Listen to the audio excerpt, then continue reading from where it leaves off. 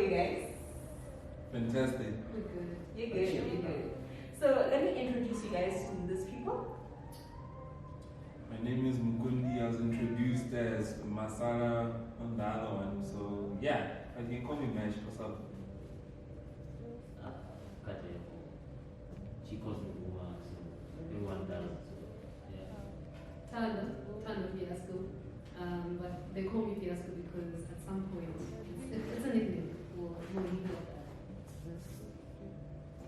Okay, so today we are discussing very interesting topics. Eh? They'll be a bit similar to the previous ones that we discussed. So, guys, let's get into it. Yeah? What do you think of marriage after your 20s? Tano? Mistake yours. So, what do you want to start? Oh, it's cool. Yeah. Well, from my point of view, or the way I've decided to do things in my life, is that I took a conscious decision in my life that, you know what, my 20s are just going to be about self-development, Yeah. finding myself, Yeah. getting myself into a career, finding a path for myself, at least get to know myself as a person before I can say I want to be out there trying to make it not happen. I feel like a decade is enough for you to find yourself. I think my 20s were dedicated to that, and so far so good. Wow. Okay. So that's my opinion on it. Tano, you think you're ready now? Yeah, I'm ready. Yeah. Okay, marriage after your 20s. I think it's the wiser thing to do. Like, just like Mama said, it's, your 20s are for you to discover yourself, to figure out, like, how can you get married and then want to, change careers? What if one day you're this, the next you're this? And now you're also changing as a person. You find that the person that fell in love with you when you were 21 is not you're not the same person when you're 28. So 20s are just for that, discovering yourself and stuff. And also, I guess, when you're in your 20s, life is moving fast. You're doing everything, you're improving, you're traveling, you're saying, but I think that marriage is sort of like, that kind of soft place after you have to deal with that. After work, you go home to your partner and do fun things during the day and come back home to lie in bed and do stuff. Go on vacation and do activities, come back home and lay down and just, relax. That's for me what marriage looks like. So I don't see myself doing that in my 20s now because I want to be more established. I want to know what's going on, how I feel about my career at that point. So even marriage in my 35 is when I'd probably get married. Okay, I think Tando, you opened headings. You know this thing. Your eggs are going to freeze in Tanami. What are you saying about that, Tanami? I don't want kids, so Oh, wow. I'm not losing out. You're not losing out. Yeah, but maybe if it does change,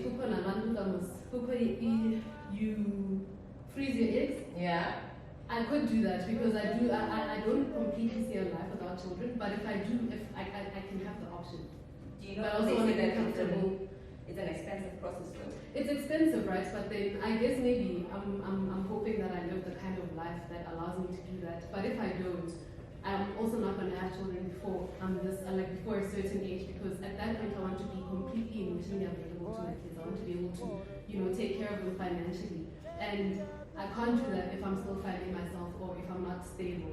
So even if maybe then when I'm 35, my eggs are I haven't been able to freeze them, I'll try still, and I'll be emotionally ready to deal with the kind of child that I'll have at that point, regardless of what's happening. Do you think as black people or people in general that we have a toxic mentality in terms of rushing into having kids, marrying? I don't think it's toxic, but it's comfortable. It's what we know. You have to be a very creative and very there's a lot that has to happen in your life in order for you to be able to see and imagine a different kind of life from that. So all of us, I don't know, you see people who kind of flourish in their careers very quickly. Then they get married and have children within a small period of time because that's what they've been groomed to. But then it's hard to see sort of other people who want to travel as their life, who don't want to have a stable footing. They're always here. So I think in order for you to even imagine that they were traveling and this and that, you have to change. You have to there's a lot that has to be done. So I don't think it's toxic. toxic, but I also don't blame people who do it anyway. Okay. Can you please speak that, Rebecca? What do you think about what I just asked? I said, in terms of, as you mentioned, the whole marriage thing, in our community, we often have things like your eggs are getting too old. Why aren't you having kids? Why aren't you getting married? What's your input about it? I'm sure everyone was once pressured to marry early, marry young. What's your input about it? Do we have toxic mentality? Or, as Tango said, that's what we're used to? I believe it's things that were normalized Yeah. in the 90s and the early 2000s. Yeah. Whereby it was a cliche that you go to school, graduate, get a job, get a wife, get a house, meet children. That's the fifth thing. That's what your parents want to see you. Yeah, yeah. But then we grew up in a different era whereby we have different aspirations in terms of like some of us want to get married, some of us don't want to get married, some of us turn out to be homosexual, you understand? So we're not going to grow the same way as our older sisters grew up. It's just that it has been made a custom that that's how things are supposed to be. But then I think it stems from where your parents would like to be in terms of your life. You understand? I don't think it's toxic in any way. It's not for everyone. Some people like that cliche lifestyle and some people prefer doing things different. And I don't think that anyone should be pressurized into living a certain lifestyle. You should have freedom of choice. Do what you want to do. As long as it makes you happy, go ahead.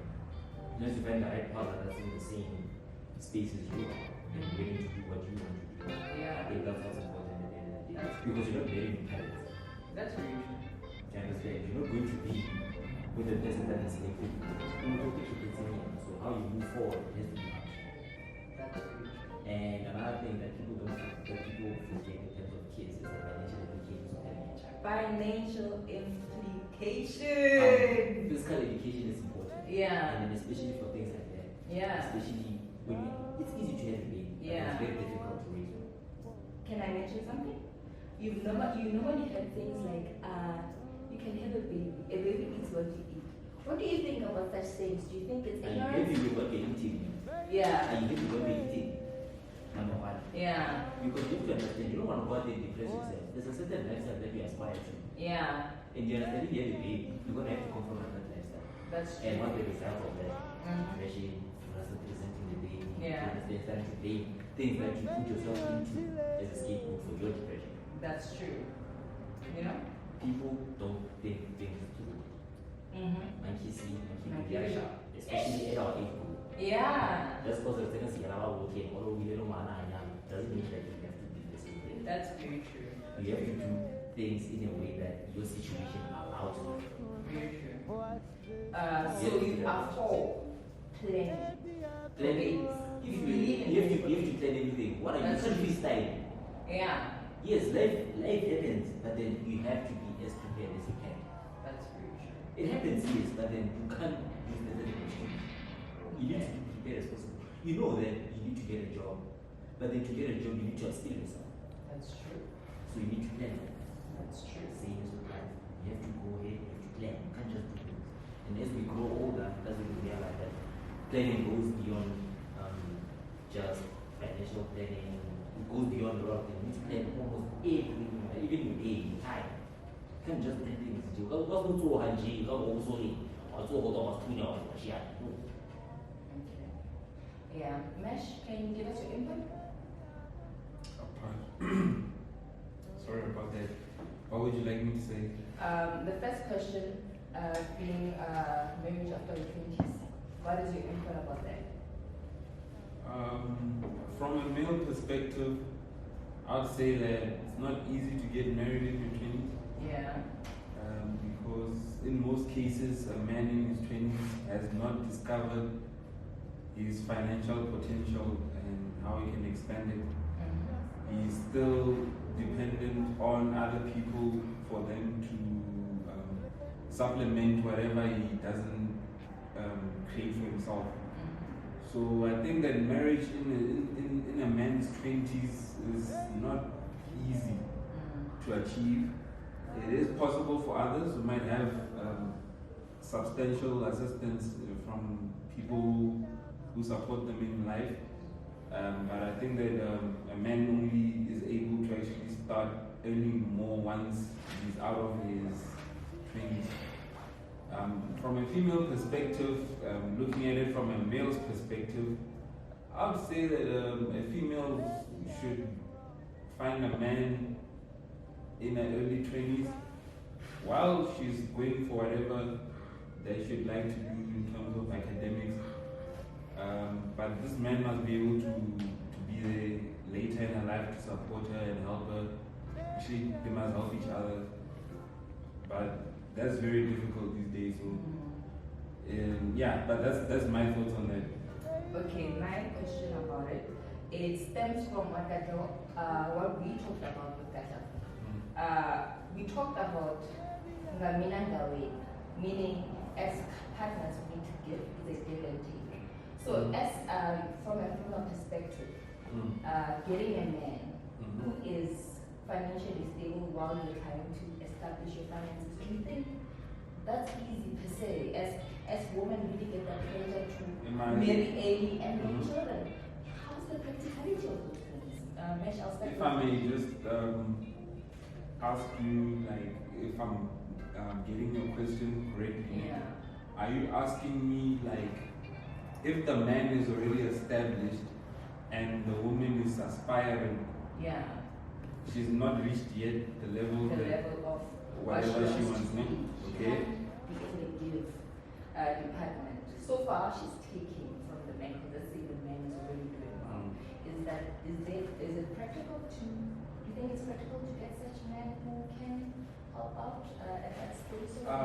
It depends on you, and also it depends on your approach and your mindset as the woman, because if you are going to be targeting someone's financials as your main source of why you want to be with someone, then you are going to run into some problems as you go on, because men are not stupid, especially men who are making lots of money.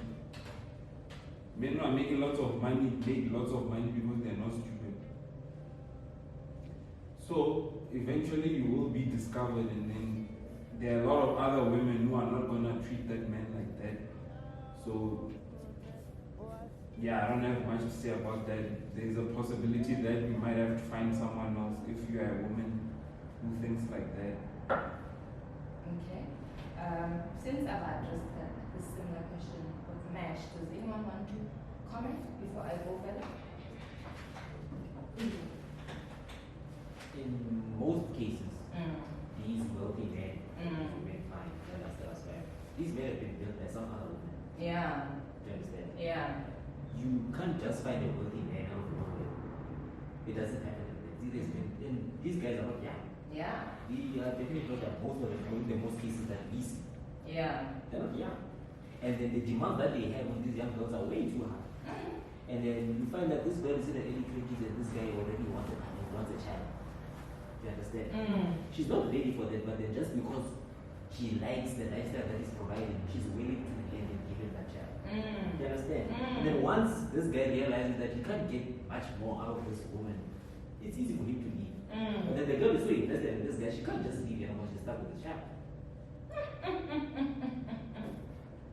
So sometimes finding a wealthy man goes beyond just him being wealthy. You need to ask yourself, this person, was it born wealthy? How did he pay his girl this wealthy? Like, it goes beyond just get to know the person. You understand? Get to know where they're coming from before you just accepting assistance. Okay. So I understand. So what you guys are basically saying, marrying and making children on your 20s is not an easy thing because we're still establishing ourselves. That's one of the first things. That's what, okay? Yeah. I would say that getting married is not a problem. Yeah. I think that a lot of people do not want to get married. Is it? Yeah, that's from my observation. Why so? Like, why is it I'll say that they wish they can get married, Yeah. but the wish is not the same as reality. The way they act does not go along with the way people who are married act. Wow. Yeah. Okay. This is actually a really good point that Nash just raised because like you guys went to sort of like, having a partner who's established who's older than you. Yeah. But then I also want to talk about sort of like when you're ageless and one of you isn't very well established and the other is, right? This goes back to that, to what Mash is saying, that there are things that build marriage. And a marriage, because it's a partnership, you have to be able to practice and do those things. So even if like you guys are growing together right now in your 20s but decide to get married in your 30s, that's fine. But then partnership starts on Jolo. Yeah. Something to sign from here. So like without somebody who's the giver, exactly. It's in that sense of the son. One hand washes the other. So if you can't do that, then how can you expect to get married right now? And how can you expect to have fair relationships when you do that? And this goes also even when you're dating an older person and you're not well established, you have to find fairness in some ways. There has to be some sort of fairness, even if one person is giving more or the other is taking more. But then you have to know what it is that you want. And if you're willing to deal with those things, then there's partnership in everything. You figure it out. Some people like I said now that this person has a lot of money. You don't know how they began, what they do. Just because they're good partners in business doesn't mean that they'll be good to you as a partner in marriage. So I think it's just all, if you can partner, you can get married at any stage, or you can grow into each other and find whatever, find that middle ground that works for both. Wow, guys. Okay, I'd like to continue with this topic. Not this topic per se, but this question. Let me go to the next one, right? It's still related to this one. And my question to you guys is, as you've observed your family throughout in terms of their marriages, whatever they're going through, what would you like to change? Maybe as you get married or as you grow with your partner, what would you like to change? Something I would like to change, something that I would do different. Yeah, something that you'd like to do different. Something I'd like to do different is be available. Be available. Be available. Availability is something that's really lacking in me. Especially in father figures. In black holes. Especially in father figures. That's what I'm saying. Yes. The availability of our fathers is something that needs to be addressed. Yeah. I don't know how, but it's something that needs more awareness. Yes. Which young men are going to make the men and women pay? That's true. Yeah, so we have to find men that are going to go out there and find ways to teach the adults that come after them. Remember, the people that are teaching us to this. Okay. Yes, I understand. My father has to go. My father has to go. This type of thing. Can I ask a question? You were mentioning availability. And we're talking about our fathers who weren't available. But what do you think about our age mates who grew up in those households who perpetrate the same thing? It's something that has been cultured when they grow. It's not like when I was inside last time I got 5 on the water man, I don't know what.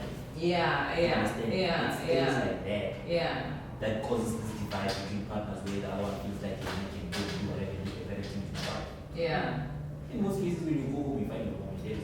Yeah. That's very true. You can ask anyone. Yeah. In most cases, you go out, it's just that it's something that is not being discussed enough. And although there are fathers who are there, but then they're not there enough. You understand? Some of them are there, but then they still have those beautiful tendencies that are not going out late at night and doing those kind of things. Forgetting that they're supposed to be fathers. You can't tell me not to come back at 2 yet when you come back at 2. Or you don't come back at all. How do you For expect? days. How do you expect? Yeah. How do you expect Respect. to follow you in Yeah. that you're doing that? Yeah, that's So you understand all of these guys, they're not at home because keep to easy. They've been cultured to do that. But then that doesn't mean that they have to do that. It's just that as a person you make the choice at the end of the day. okay, guys. So I have to ask you this question. I often heard it. I think they refer to it and say, they say, how you see, like if you go to a pub, that's because those men are unhappy with their marriages. The question is, how do we also help our ladies in terms of saying, don't stress your man too much? Those things, how can we deal with those things? Because they say they are stressed by their woman. Constant communication. Yeah. You need to understand that when you're married, doesn't mean that that's doesn't the work spouse. Yeah. You don't have to work in a relationship like you are still dating. That's true. You have to work on it constantly because we spoke about infatuation before as a person. You constantly change. Yes. And if you guys don't communicate constantly, how are you going to know that your partner is changing? So you grow apart. It's just because you don't have that intimate connection whereby you guys discuss your relationship. You need to discuss your relationship as regularly as you can. In different stages, whether it's like or now, whether you're in a relationship, you're living together, you're married. It's something that you need to do constantly. It is constant work. Okay. Tando would like to talk. Tando, please. Yeah, so I agree, right? It's constant work to keep that thing. But then, some people find it or rather, let me give an example. When I'm doing something unplanned, or I don't necessarily want to do it, I don't care much about it, I'm not going to put effort into it. So now the thing is, people go and get married because they've been told to get married, or society wants them to get married. But then you don't know yourself, is that something that you really want for yourself? So what ends up happening, you get married and then you neglect it. You neglect your marriage, you're not doing the things you're supposed to, you're not being a partner, and then you go out to the pub or no, I don't like marriage. Why did you get into marriage to begin with? Yeah. And also think about the financial implications of that. First, you as soon as you went into a partnership, there are some financial obligations that you guys put together, and then you also have your own financial obligations. So now you're going to spend all of your racks at the club, at the pub, or with so now not only are you not physically available, emotionally available, you're also not financially available as you would be in that relationship because of this. So I think that's also one of the important things. You have to ask yourself, why are you doing this thing? Because at the end of the day, whatever our emotions are happening, they will affect us financially in some way. Okay, Nash, let's give you the platform. Answer the question. Okay, can you please ask me the question again? The question is that we have observed in our families what we didn't like in terms of marriage per se, or it's just say things in our family. What would you like to do that's different? Well, it's very hard to change your family because usually it's people who are older than you and they believe they have better answers than you could ever have. So I don't believe in trying to change family. I do believe in getting away from family though. Okay, what are you doing that's different? That's what is different. I get away from the people that make my life painful. Wow. I think can I ask? Okay. Yeah. Okay. So you say that they put you through stuff, right? But then what are you doing for yourself that is different? But let's say now in your just general life, what have you done? What do you do differently to what is causing you pain? Because I think I stay away from the pain. But how do you? This is his answer. He stays away from the pain. That's it. Also, you just go. He stays away from the pain. Yeah. And you wanted to ask the question. In terms of family will always be family. Yeah. That's a fact. Yeah. Will always be family. And as we go along, family is not people that we are born with. Yeah. Sometimes people that you go along are adopting. Like as we're going to be charged, we're going to be family. You got to go back to demand. There's no way you're going to go back and go back and pretend I don't know him. Or if I'm no, he's my family. You understand? They don't want somebody. If he sees me, like, he'll complain like. That's that kind of thing. You understand? But with the family that we were born into, that we didn't. So what that is elected. This is what they chose. The one that we didn't choose, he ain't interested. And that one makes things difficult. Especially when you get to our age group, when you grow up, and you start realizing like these people more than humans, they're people. We acknowledge that. And they also have emotions. People that can be users, people that can be manipulated, they can be liars, they can be all these things. Then you see toxic in other people. It's just that it hits hard when it's closer to home. It's closer to home. And someone that you trust so much and is bringing to you. And the person you trusted your whole life. So painful. It gets hard, it gets difficult. So, painful. but then something that when you grow up is something that you have to accept. And you know that you're not unique. And you don't have anything. Red, white, green, whatever happens. I gotta, as I was saying, guys, as we are speaking about this thing, and COVID was showing us, that's why there's 80 to I'm correct, yeah, the divorce rate. So This is not reason. because those people, no, it shows you guys that you know, like in these things in South Africa, in totality, the world is being challenged. It's not you alone. It is 80%. The world overall, the world is It's not challenged. about you. It's not about you, you know. So those are analysis that you can take from that per se.